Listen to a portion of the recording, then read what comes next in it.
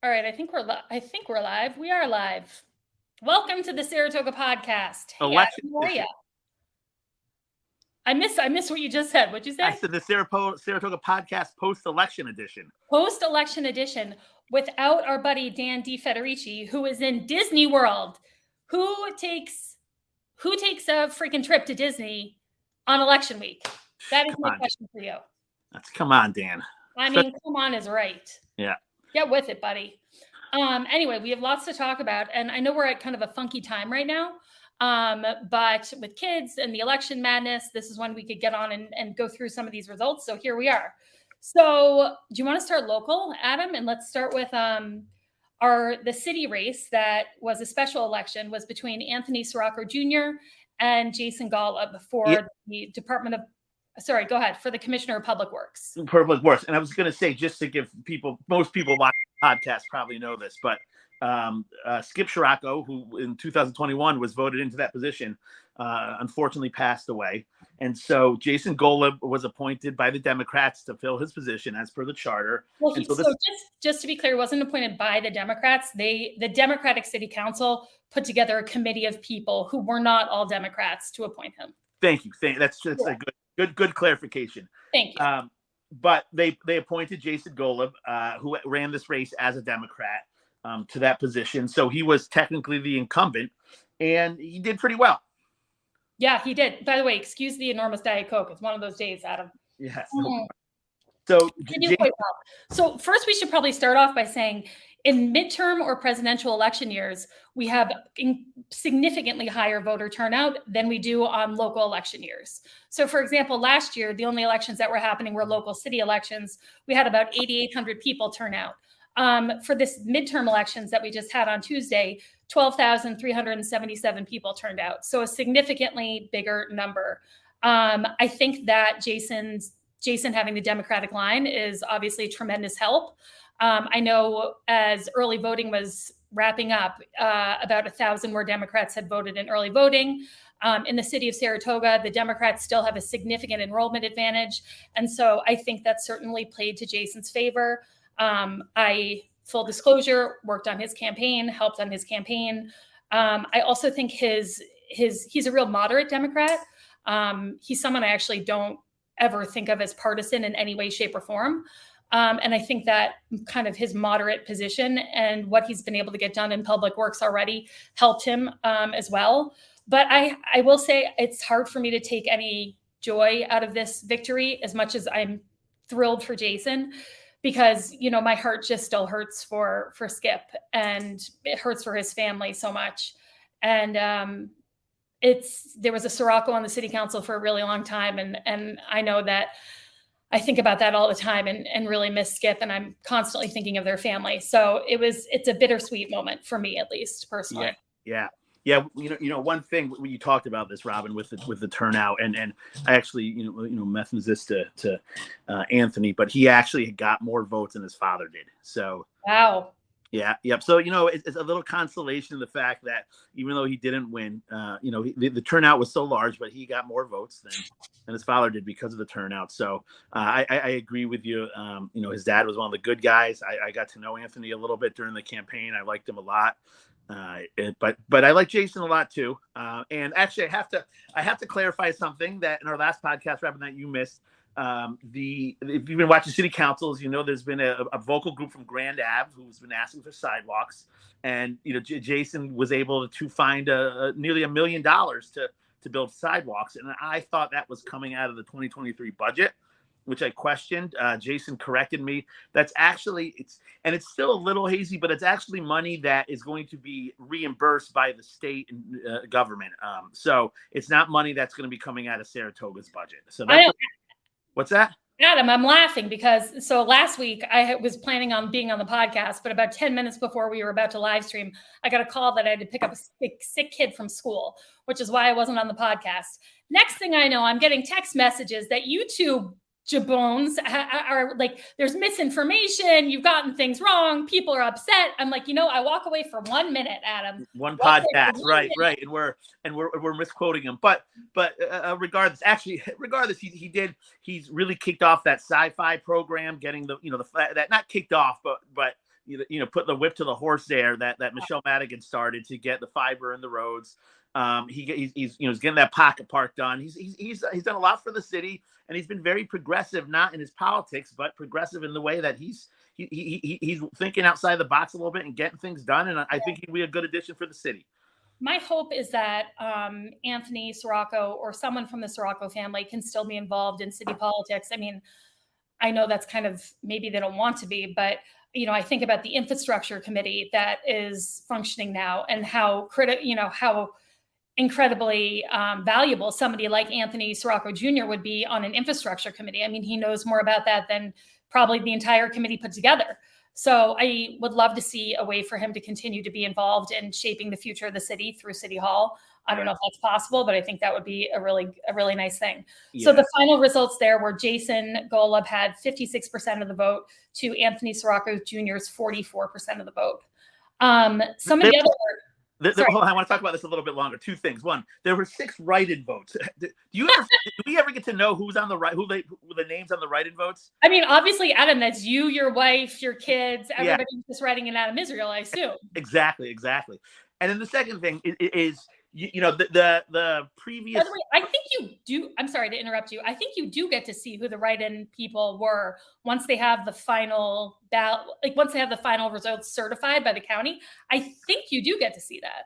That'd be interesting to see that. But that brings up a bigger question. And to give a little background to the politics in the city, Robin, you were elected into office as a Republican. The only Republican after you with Skip Sirocco, who was a long-term incumbent.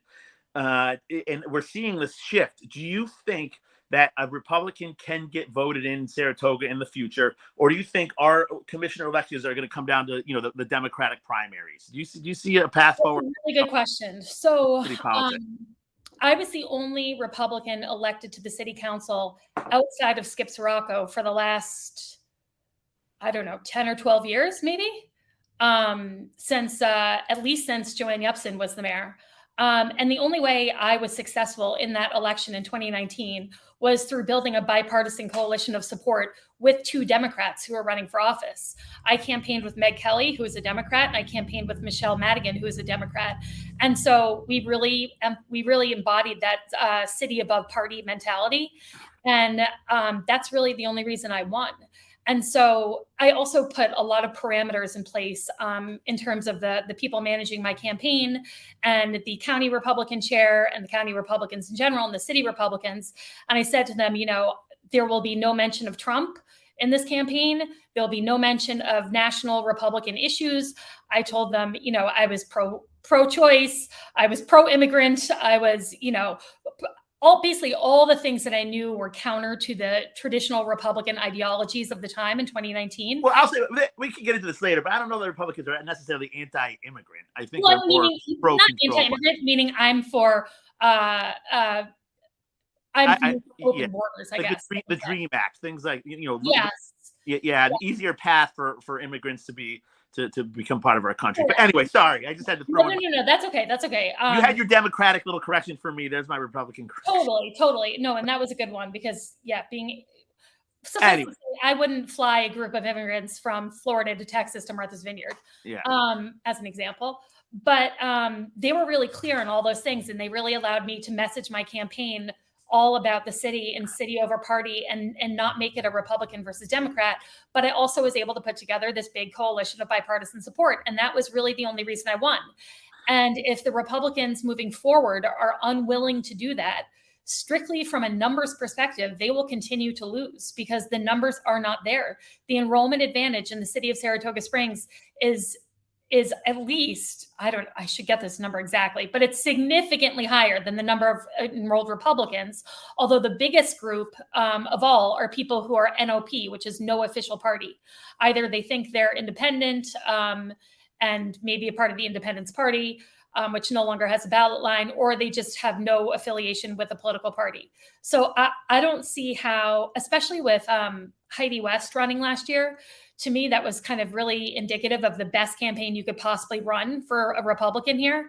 She had all the endorsements. She raised well over $100,000. She had the support of, people in Saratoga the establishment in Saratoga, she had support from younger Saratoga. She, again, had as much support as I think a Republican could possibly have in an election that I've seen, and she lost. And so I really don't know how moving forward they're going to be able to pull off any victories unless they truly work with the Democrats and work on putting bipartisan candidates up for election. Yeah, I agree with it. It pains me to say that because, again, being around, I'd like to see the party move past the Trump and kind of establish itself in Saratoga. But with the changing demographics, and if you look at what happened with Anthony Scirocco running, it was he was kind of that last Scirocco name. His signs were like his father's. He got beat pretty bad, and I thought he ran a great campaign. So, or at least competitive campaign. I'm sorry, Commissioner Scirocco really wasn't a traditional Republican in the traditional Republican sense in how he voted on the city council. He, for example, was vehement about protecting the Greenbelt against development, which wouldn't have been a traditionally Republican slant here in Saratoga Springs. He was anti the casino expansion a number of years ago when Cuomo handed out the gaming license and the Racino wanted a gaming license so they could expand into table gaming. He was against that. And so there have been some really pivotal moments in Commissioner Scirocco's career where he didn't go with the Republican establishment, and Democrats, especially moderate Democrats, paid attention and voted with him and loyally voted with him because of those reasons. But to me, the thing that is really tragic is that this city council doesn't vote by party. Like, the issues that come before the city council aren't traditionally partisan issues. And I have not experienced ever really people saying like, we're Dems, we should stick together and vote this way. We're Republicans, we should stick together and vote this way. Since I've been in Saratoga, I know it used to be like that probably, but it hasn't been anymore. And it shouldn't be, because the issues are not traditionally Republican or traditionally Democratic issues. So I think it would be great if there was more collaboration between the Republican and Democratic committee on who they're running for office. And it's more about who's best qualified to serve the city and less about just winning to have a win. Yeah. Yep. Well, I don't know that we'll ever see collaborations between the R's and the D's, but we did. 2019, we did. We stood on the stage with like the Democratic chair, the Republican chair. We had this like incredible win. That wasn't so far ago. That was 3 years ago. Yeah. Yeah. All right. Well, there were some other races, Robin. We want to. Okay, some of the other races. So we had, for example, Carrie Warner and Dave Catalfamo on our show, who are running for the 113th Assembly District. So this is Carrie Warner was the incumbent. She's been our Assemblywoman for quite some time here in Saratoga. Dave Catalfamo, this is his second time challenging her. And it was somewhat close, but Carrie took 51.22% of the vote. To Catalfamo's 46.89% of the vote. So Carrie Warner will remain our Assemblywoman, and Catalfamo did lose. I'm curious to see, Dave Catalfamo's family is very involved in the Republican establishment in New York State politics, and I'm curious to see if he'll run for another office. But personally, I think I like Dave a lot, just personally, but I think that Carrie Warner works her butt off, and she is 7 days a week, 24/7 working for the people she represents. And I've always had a really positive experience when I was in city council and needed something, or when I was just a resident who needed something. She's always been responsive and terrific. She helped us secure money for the police department in 2021 when we needed it. She's been great. So I'm pleased with the outcome of that election. But I don't know. What did you think? Yeah, so she actually is the one who Commissioner Golub, I'm pretty sure I could say this. He credited her for helping secure that money to get these sidewalks. Yes. And I agree with you. I thought Dave was very well spoken. I like what he had to say when he was on our show. But Carrie she's an incumbent, and a strong incumbent, a well-liked incumbent. An incumbent who's got a lot of presence. I saw her ads everywhere. I saw her on my street. It was whoever ran her campaign They did a great job either fundraising or using those funds for to get the most exposure, because I'd be on my phone and Kerry Warner would be coming across, Kerry Warner would be coming across my phone while a commercial's playing on the TV for Kerry Warner. And I loved her one ad where, because you always think of how do you combat. I remember when I was running, if there's ever, and there never were, but if there were ever negative ads, how do you combat the negative ad? And I love this ad she did where it was like 3 seconds of a negative ad about inflation or gas prices, something, associated with the Democrats. And she immediately, and then she comes on the TV and says, I can't stop what they say about me, but this is what I can tell you. And I thought that was a great way to kind of counter these negative ads of saying, listen, people, they're going to say all these crazy things. They're going to run, they're going to slant, and everybody does this in pop. Not everybody, but both sides do it. They slant facts to fit their narrative and to fit the image they want to portray of their opponent. And it's not always the most accurate way to do it. And I thought her ads were great. I thought her campaign was great. And I'm sad Dave Loff, happy she won. So well, and I have to say about the city of Saratoga Springs, generally speaking, the city of Saratoga Springs does not like it when people do attack ads. It's not something that they find palatable. I mean, every year it seems that the Republicans in October go negative. The Democrats have also gone negative at times, don't get me wrong, but it doesn't seem to ever be a successful strategy. It seems like they're trying to lure the other candidate into talking about something that the other candidate doesn't want to talk about, Yeah. I'm also looking at I keep all the political mailers because I'm such a dork. And I'm looking at one of them right here. That was pretty typical of what Catalfamo's campaign was sending out. And it essentially says, hey, Biden, Hochul, and Kerry Warner, we need answers on how to make ends meet. How am I supposed to pay for my winter heat? Why can't I fill a grocery cart for $200 anymore? And don't even get me going about rising gas prices or my retirement fund. So that was one of their. Dave, I think we need answers to these. Well, I know, but I know. I know what you're saying. I agree we need answers, but I don't think that but that mailer's not the answer. Is going to be able to affect those things. That is at a much higher level. So to me, that's like, okay, Chuck Schumer, what the hell are you doing? Hey, President Biden, what the hell are you doing? Yes, so that's not Dave. That wasn't Dave's solution. Yeah, he's not offering his solution. He's just identifying a problem. So. Exactly. And I will say, if you want to fill your grocery cart for less than $200, Trader Joe's, I'm pretty sure you can still do that over there. Yeah. So moving on, one of the other races that got a lot of buzz this year was the district attorney race, because this was the first time, according to the Democrats, there was a real competitor to go up against the Republican district attorney, who's Karen Hagan. So Michael Phillips ran a hard race. He ended up losing 43 to 57. So Karen Hagan got 57% of the vote. Michael Phillips got 43% of the vote. I think, given it was the first time, Democrat running, I think he did a decent job. I personally thought that at the end of his campaign, he got a little gimmicky with some of the stunts he was doing. I don't know, Adam, if you caught this thing he did where apparently someone found on the side of the road confidential files that belonged to the district attorney's office. And so this person who found them then contacted Michael Phillips, and then the person and Michael Phillips walked up to the district attorney's office with all their cameras rolling to knock on the door and return the confidential documents to the district attorney's office, and also point out how disorganized they were and so on and so forth. And I watched it, and it just seemed didn't hit.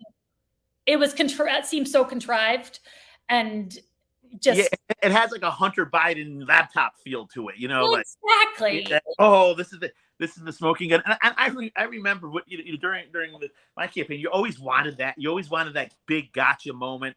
I thought I had mine in a debate, and it turned out I think it hurt me more than it helped me. And I think a lot of times you're so amped up, and you just want that. You want that kill shot. Part of not kill shots might not the right term, but you want that. That hey, this is a gotcha moment. This is going to win the race for me, and it just comes off either cringy or contrived or Totally. And people probably don't know, who aren't in politics, maybe don't know this term. But to me, though, if you find files in the road that are confidential files that belong to the district attorney's office, you have a surrogate run with that. You don't have the actual candidate running against the DA run with that, because it just isn't going to look like anything other than politics. It's not going to look like a legit problem within the DA's office.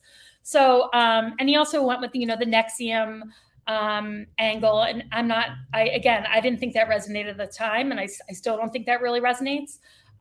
So I can't say it was a surprise to see Karen win. I think that it was going to be a really hard road for Michael. I told him as much back in, the spring, but a worthy effort.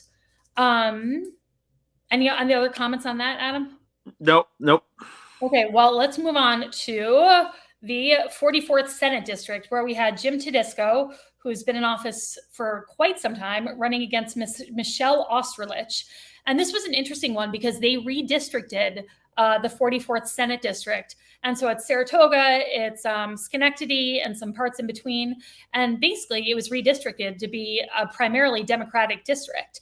So Jim Tedisco has been in office for years and years and years as a Republican, and he's a pretty conservative Republican. Michelle Osterlich I would describe as a somewhat moderate Democrat, although some of the people who led her campaign are not Democrats that I would connect with. But I thought because of the redistricting, maybe she would have a better chance of beating Tedisco, despite his being an incumbent for so long. But she did not. She got kind of a spanking. Tedisco won 56% to her 41.87, which was surprising to me. Were you surprised at all by that one? I didn't follow that race closely, but Robin, let me put you on the spot a little bit. Yeah. The 44th district. What do you know offhand what that comprises of? What counties? Yes. Let me look it up just to be clear, because I know it's Schenectady, us, and hold on, 44th. Here it is, 44th Senate District in Hawaii. It is.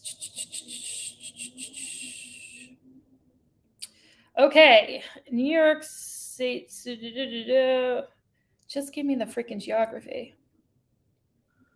It is geography. It is the 44th, District 44 is located in the Capital District counties of Albany County and Rensselaer County, including Albany and much of Troy. That might be the prior to redistricting. Sorry, ignore that. I'm getting that on Wikipedia, and I feel like it's not updated. Yeah, but this district, either way, it sounds like it's a left-leaning district, right? Oh, it is. It's definitely a Democratic district, 100%. Yeah. But Jim Tedisco with being the incumbent, again, he's another really visible guy. You see him around, you hear his name a lot. Was able to carry the day. He was able to carry the day, and I have a funny story about him, but I want to get you the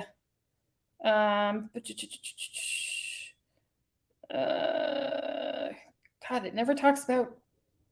Well, I'll look it up and put it in the comments at the end.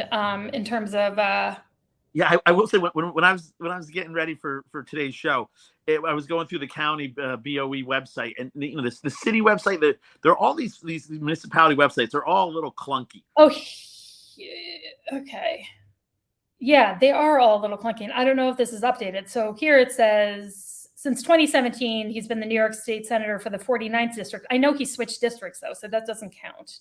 Yeah. Anyway, moving on from that. My funny story about Jim Tedisco. Back in 2019, I was at the county fair, which is like a whole different world for me to go over to the county fair, out in Ballston Spa. And the Republicans and the Democrats both have tables set up separately, and the Republicans have this table, and you go and you kind of sit and man the table, and the candidates go and you bring some of your stuff, get some giveaway stuff. And I love merchandising, so I brought water bottles and all this all this shit that I'd merchandise. And people would just walk up to the table and literally open up their bag and just scoop it into their bag, and I'd be take the swag. Yeah, they would take all the swag, and they obviously they were clearly not Saratoga Springs voters. And so at one point I was there with Jim Tedisco, and I was like, Jim, what is your secret sauce? What's your magic? Because he hadn't brought anything with him really. So the only thing he would make and give away, and people loved so much, were nail files. Jim Tedisco nail files. And I was like, nail file. That is genius. And yeah, I'll take a nail file and throw it in my bag, because I'll probably a good use of campaign funds. I'll tell you my my county fair story. When I first took my wife. Wait, look, Dan DeFederici is helping us out. Oh, here. Dan says the new district is all of Saratoga All of Saratoga County plus Schenectady and Niskayuna. All right. Thank So you, Dave. Schenectady. All right, so you have the county. You know, the city's very, very blue, but the county's very red. Niskayuna, I don't know how. I guess Niskayuna must skew a little bit Republican. The county's not. Wait. The county is not very red. The county voted blue in the last presidential election for Biden. Yeah. Well, we also have Elise Stefanik as.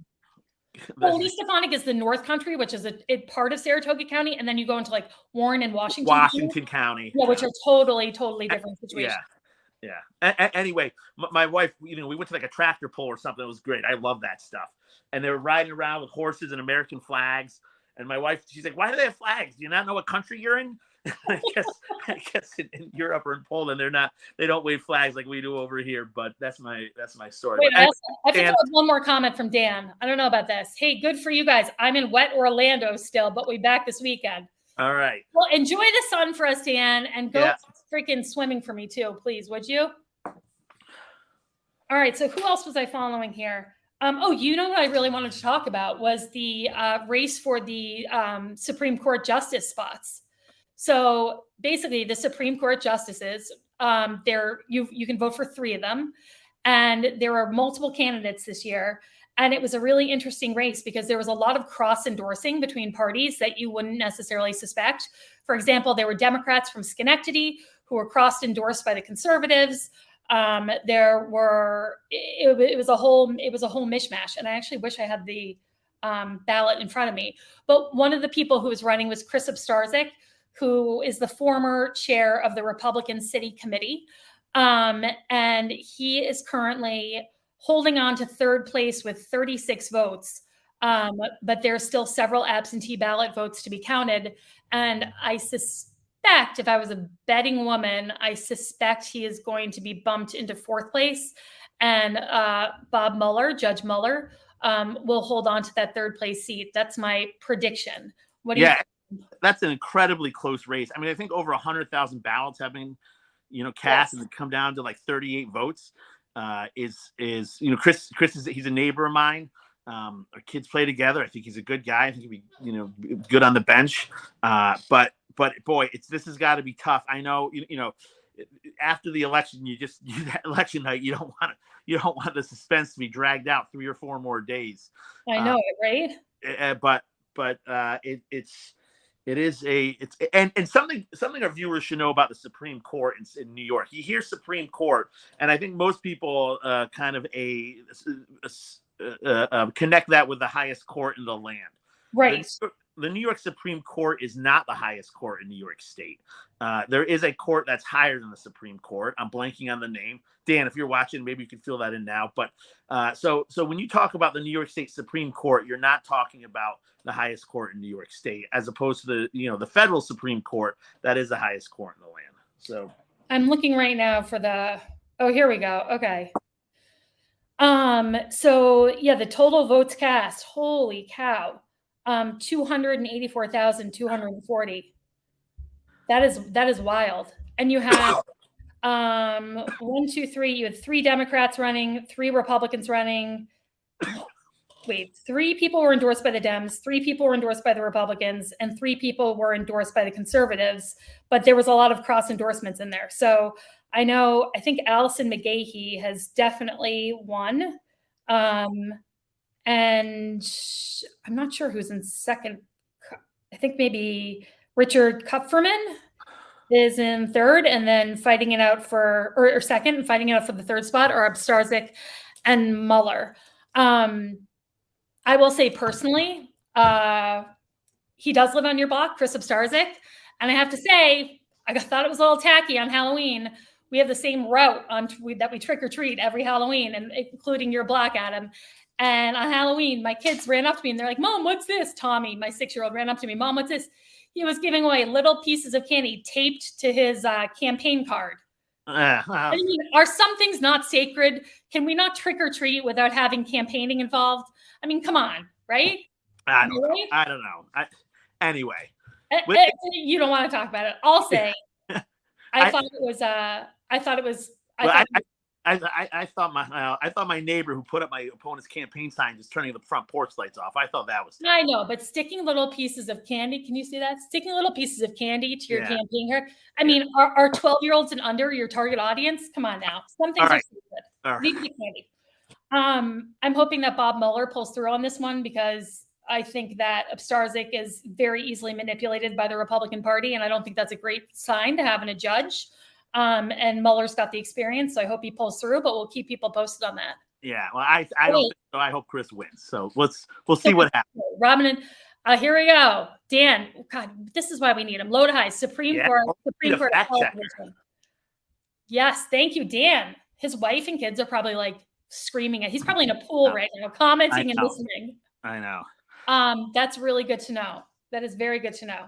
So aside from that, I just wanted to go over two other, because it's so interesting, the area we're in and how it leans Dem, because the 112th Assembly District, so we're in the 113th, and the 112th, Mary Beth Walsh, who's been a longtime incumbent, she's a Republican. She won with 59% of the vote against McAdoo, who had 47% of the vote. I don't see a Democrat winning there for a long time, really. And then, of course, Elise Stefanik won her race against Matt Castelli, although Matt Castelli, I would say, has had the best showing. I didn't compare it to Tedrick Cobb, but I'm quite certain he did better than Tedrick Cobb. Did you look at those results? No, I didn't because she does. I mean, she does affect Saratoga County, but not me. But I didn't look much into that race. I mean, because I know what I think about her, and I don't know what I think about Castelli, but I thought he had some great ads. I thought, he was in he was a federal officer, I think, in the CIA. Yeah, he was. Well put together guy. I think he had some good things to say. But he did. I think he probably surprised them with how well he did, even though there's still a fairly significant separation. He got 40% of the vote, which was 111,000 votes, to her 59%, which was 161% of the votes. So a better showing. You got 61%? No. He got. Wait, I just wrote it down. Hold on. He got 40% to her 59%. Yeah, that's a pretty solid win. But I mean, in comparison to previous elections is what I want to look up, because I think that they were pretty surprised, I think, by how well he did. Let's see here. Oh, no, it was pretty similar. So Stefanik beat Tedrick Cobb 59% to 41%. So it was about the same. Yeah.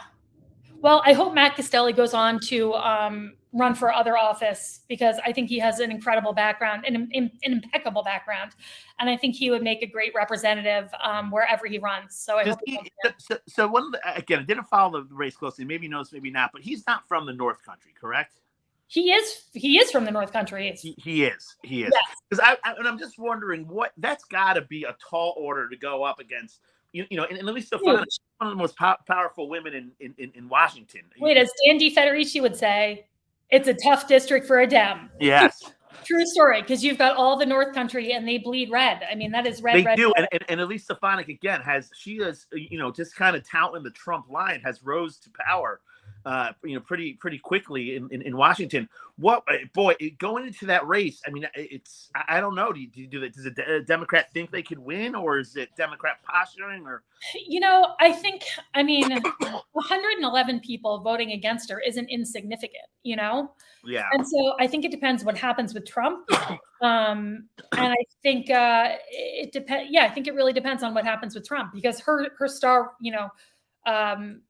shines or fades with Trump. Let's we don't normally do this, but let's stop into national politics. Put our toes. We'll put our toes in the water here. Okay. What is your takeaway of what happened? There wasn't that red wave that everybody thought. First of all, every time they say red wave, I think of like communists coming to America, and then I think of that stupid movie Red Dawn. You know that movie where like communists. Yeah. Do you know Red Dawn actually because of the Ukraine invasion? There's actually like a unit named after them, the Kraken. And no way. Yeah. It's all like when I was in Ukraine, like it's like this special forces unit in Ukraine that kind of it's really crazy. Amazing. sales of that movie went up, and yes. For those that don't know about the plot of Red Dawn, my husband made me watch it, and you can tell me if I'm wrong, but it's basically Russians invade like Colorado, this like town in Colorado, and so this group of like teenagers like forms a resistance and like fights back and win. They're triumphant. Yeah, exactly. And it was in the beginning of the Ukraine invasion. It was a lot of similarities. So it's just the funniest freaking movie because it's like, oh, the Russians wouldn't invade a coast; they go right to Colorado anyway. And take on 80s, like Kevin Bacon. There was no red wave. There wasn't even a red trickle that I can see. I'm actually happy that Georgia's having a runoff. I think Herschel Walker is unfit for office. And I don't know if you recall, but 2 years ago, that's when Georgia really came through and won the other runoff 2 years ago. And so I think that Democrats have a really strong ground game, especially in Georgia. And that's something that Republicans have always not done as well as the Democrats. They don't have as many feet on the ground. They aren't able to mobilize feet on the ground that well. And so I'm hoping that Warnock will prevail in that runoff. I think that's really important. I would really like to see Catherine Cortez Masto win. That's still up in the air. She's got a tough hill. I mean, there's a path to it, but she's got to get like 60% or 65% of the absentee votes. But it's been skewing that way, so there's a path. And then our friend Carrie Lake, how's she doing? Boy, I say that sarcastically, by the way. Yeah. I looked yesterday. She's losing, but not by enough to make me feel comfortable. But what I really took away from this is that I think this was neither party really got a mandate in this because the Democrats are going to lose the House. The Senate's probably going to looks like it remain the same. 50-50 split. So I see a lot of Trump-backed candidates losing. And I've said this. I hope that this can be the party can move on to something other than Trump. Maybe it's the future. Maybe it's Ron the future DeSantis. He had a big win in there. Well, let's just not play around here. Ron DeSantis is Trump. He's just smarter and more palatable for people. So I hate it when people are like, I hate Trump, but I love Ron DeSantis. They are literally one and the same. So let's not pretend they're not. But anyway, I don't know that Ron DeSantis though would try to. I truly believe the Donald Trump. You don't know that he would start an insurrection. I don't think he's right. Wow! Now is that a selling point for a candidate? He wouldn't start an insurrection. Woohoo! I mean, where are we? But he would happily start a civil war, in my opinion. The way he talks about different states and the way he talks about Florida versus the world, I mean, I think he would happily start a civil war. Well, I guess it's the next you're seeing right now. I think it was the New York Post which is usually very pro-Trump, had a very anti-Trump cover on it.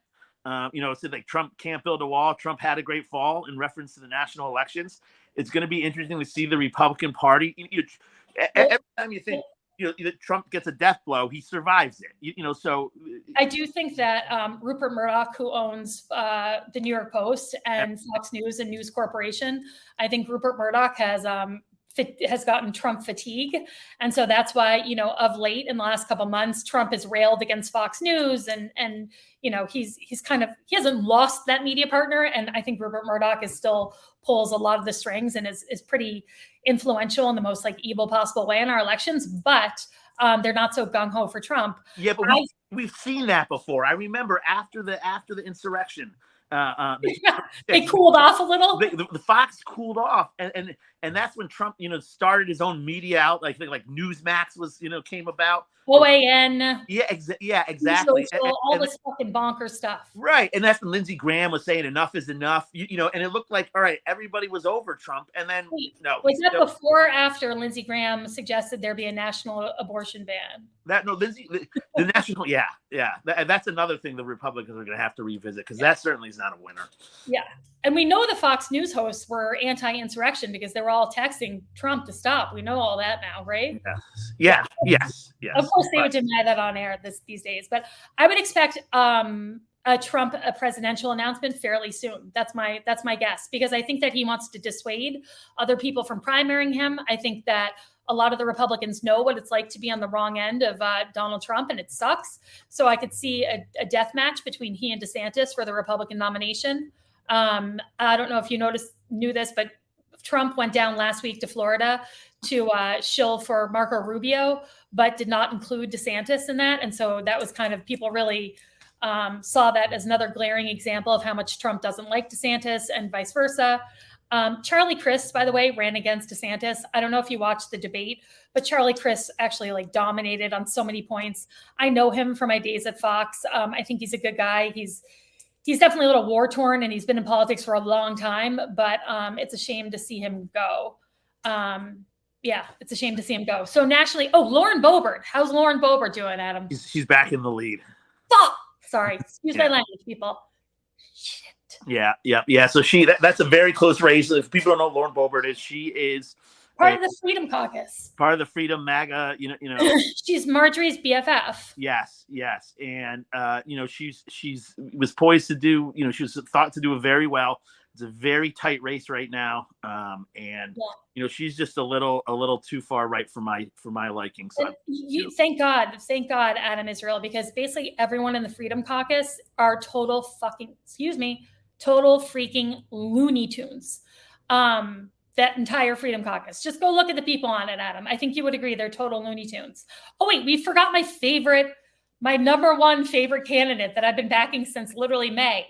John Fetterman. Thank you, Jesus. Knocked off Dr. Oz. I was getting so nervous about that race. And I actually think had it been like a week later, Dr. Oz probably would have won. But thank God, Fetty, you won. You pulled through. Praise God. I don't think Fetterman, or I don't think Oz was that bad. It was that extreme. I have mixed feelings. Did you look at any of his stuff? What's that? Did you look at any of his stuff?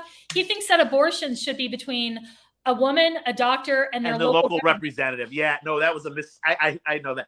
I guess my point is it does kind of speak to the mandate against Trump that a Trump-backed candidate lost. So also run where you're from. Yeah. Run where you're from.